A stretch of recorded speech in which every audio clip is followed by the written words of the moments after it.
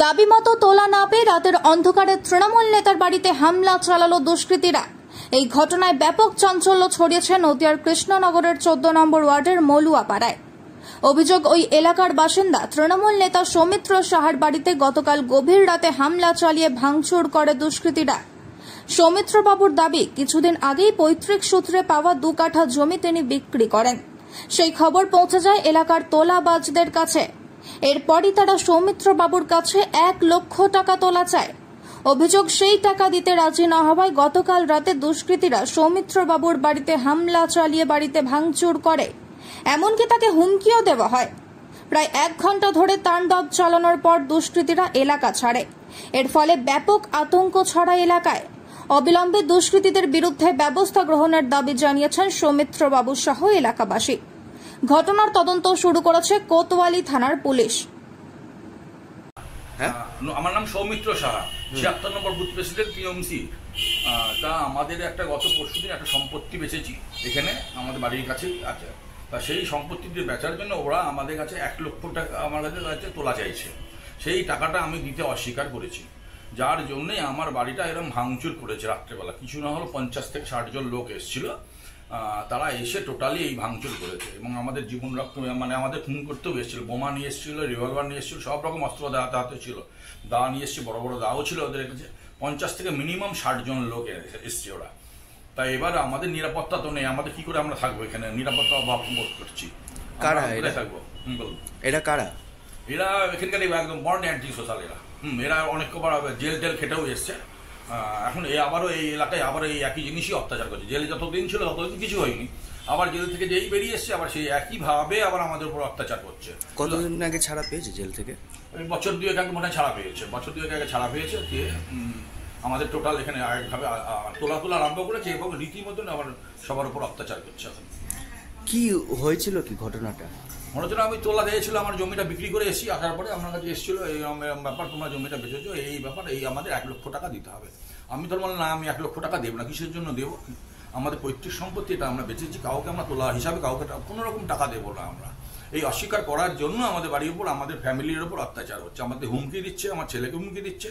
আমার ছেলে গেঞ্জি টেঞ্জি সব ছিঁড়ে দিয়েছে একদম রেজিস্ট্রি অফিসের মধ্যে। যখন রেজিস্ট্রি করে যখন বেরোচ্ছি আমি, তখন রেজিস্ট্রি অফিসের মধ্যেই 100-200 লোকজন ঢুকেছিল, গিয়ে ওখানে গিয়ে এই ভেঙে চুলে ফেলে দিয়েছে ওখানে। তারপরে আমরা অনেক কষ্ট করে আমরা বাড়িতে এসেছি নারায়ণজনার। কবে হয়েছে এটা? কালকে? পরশুদিনকে এটা হয়েছে। পরশুদিনকে এটা হয়েছে। আর কালকে আমাদের ভাঙচুর করলো বাড়িটা। কটা নাগাদ হয়েছে ভাঙচুর? ভাঙচুরটা হয়েছে রাত 2:30 থেকে 3:30-র মধ্যে। আমার আজকে পরীক্ষা ছিল? হ্যাঁ, আমার আজকে পরীক্ষা ছিল। কিসের পরীক্ষা ছিল? আমার এসএসসি সিএইচএসএল ছিল আজকে। পরীক্ষা দিতে যাওনি? না, পরীক্ষা তো আতঙ্কের জন্য দিতে যেতে পারলাম না। কটার থেকে ছিল পরীক্ষা? আমার পরীক্ষা ছিল 7টা থেকে। কি করবে তাহলে? কি করব এখন, দেখা যাক প্রশাসন কি করে। পরীক্ষা তো আর দেওয়া হলো না? না, পরীক্ষা তো আর দেওয়া হলো না, এই বছর নষ্ট হলো, এটাই। কখন মানে কতটা আতঙ্কের মধ্যে রয়েছো? বেশ ভালোই আতঙ্কের মধ্যে রয়েছি। যা বাড়ির যে অবস্থা, রাত্রেবেলায় যা বড় বড় আদলা ইট মারা হয়েছে, ভালোই আতঙ্কে রয়েছি এখন। বাড়ি থেকে বেরোতে ভয় পাচ্ছি? হ্যাঁ, বাড়ি থেকে তো বেরোতে একটু ভয় পাচ্ছি। প্রাণনাশের হুমকি দিয়েছে না? হ্যাঁ, বলেছে তো, প্রাণনাশের হুমকি তো দিয়েছে, কুপিয়ে মেরে ফেলবে। রেজিস্ট্রি অফিসের এর আগেও রেজিস্ট্রি অফিসে আমার গলার গেঞ্জিটা ধরে ছিঁড়ে দেওয়া হয়েছিল। আমার গলার যে সোনার চেন আছে ওটাও ছিঁড়ে দেওয়ার চেষ্টা করা হয়েছিল। আপনারই তো ওয়ার্ডে। আমার নাম স্বপন সাহা, আমি এক্স কাউন্সিলর। আমার সহধর্মিণী শ্রীমতী শান্তশ্রী সাহা এবার কাউন্সিলর জাতীয় কংগ্রেসের। গতকাল রাত্রে এইচসি সরকার রোডের নলুয়াপাড়াতে সৌমিত্র সাহা বলে একজন স্থায়ী নাগরিক আছেন এবং তিনি এই এলাকার 76 নম্বর বুথের তৃণমূল কংগ্রেসের সভাপতি। আনুমানিক রাত্রি 3:07 তিনি আমাকে ফোন করে জানান যে আমার বাড়িতে হামলা হচ্ছে, আপনি বাড়ি থেকে বেরোন।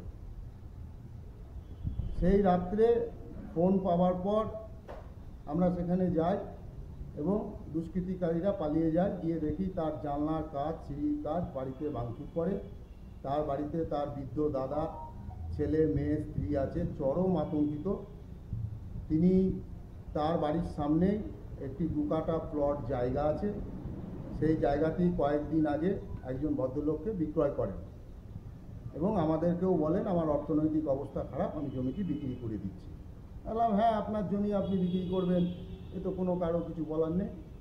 পরবর্তীকালে তার কাছ থেকে আমরা জানলাম যে এই জমিটি বিক্রয় হওয়ার পর এখানকার কিছু ব্যক্তি এবং বাইরের কিছু লোকজন এসে তার কাছে বলে এই জমি তুমি বিক্রি করেছো, জমির দালালি বাবদ তোমাকে 1 লক্ষ টাকা আমাদের সেলামি দিতে হবে। তা উনি বলেন আমার জমি পৈতৃক সম্পত্তি আমি বিক্রয় করেছি, কেন তোমাদের টাকা দিতে হবে? তিনি টাকা দিতে অস্বীকার করার জন্যই গতকাল রাত্রে তার বাড়িতে হামলা চালায়। আমরা সকলে আতঙ্কিত, এলাকার বাসিবৃন্দ কেউ ভয়ে বেরোতে পারছে না। আমরা তো বিরোধী দলের কাউন্সিলর, আমরা এটা চরম আতঙ্কের মধ্যে আছি। চরম নিন্দনীয়। আমরা একদম সম্পূর্ণভাবে এর বিরোধিতা করছি। পুলিশ যতখানি অ্যাকশন নেবে সে যে দলেরই হোক, আমরা কৃষ্ণনগর শহরকে অশান্ত করতে দেব না। কারণ কৃষ্ণনগর শহরে এরকম ধরনের গুন্ডারাজ চলবে না। দিদির যেটুকু উন্নয়ন করছেন তাতে এরা জল ঢেলে দেওয়ার চেষ্টা করছে। এই সমস্ত লোককে কারাবাস অবশ্যই উচিত এবং ইমিডিয়েট যত রকম শাস্তি দরকার এদের বিরুদ্ধে শাস্তিমূলক ব্যবস্থা নেওয়া উচিত। নদিয়া থেকে মাধব দেবনাথ রিপোর্ট, TV20 বাংলা।